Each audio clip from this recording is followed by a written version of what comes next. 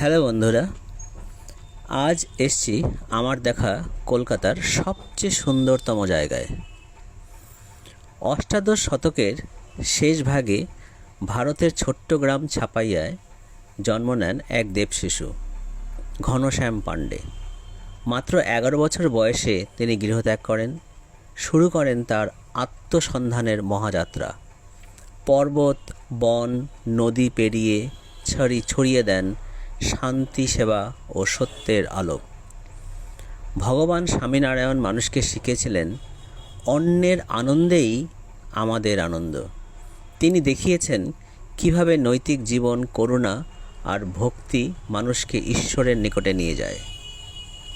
এই মহাত্মার আদর্শেই আজ দাঁড়িয়ে আছে এক অনুপম স্থাপত্য, বিএপিএস শ্রী স্বামীনারায়ণ মন্দির, কলকাতা। লাল বেলে পাথর আর শুভ্র মার্বেলের মেলবন্ধনে তৈরি এই মন্দির গড়ে উঠেছে কোনো ইস্পাত ছাড়াই। প্রতিটি পাথর আরেক পাথরের সাথে মিলিত হয়ে যেন ভক্তির সুর বেঁধেছে।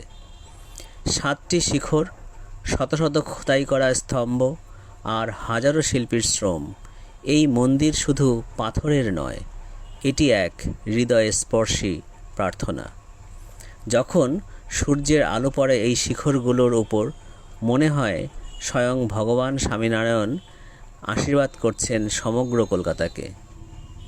এই মন্দির শুধু দর্শনের স্থান নয়, এটি এক অনুভূতি, যেখানে শান্তি, সেবা আর ঈশ্বর প্রেম মিলেমিশে একাকার হয়ে আছে। ভগবান স্বামীনারায়ণ, তিনি আজও আছেন তার ভক্তদের হৃদয়ে, প্রতিটি প্রার্থনায়, প্রতিটি পাথরের নিঃশ্বাসে।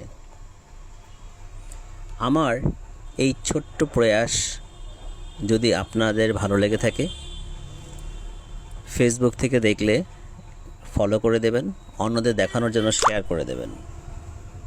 আর যারা ইউটিউব থেকে দেখছেন, সাবস্ক্রাইব করে দেবেন। আপনাদের অসংখ্য ধন্যবাদ। আশা করি আপনারা ভালো থাকবেন সব সময়।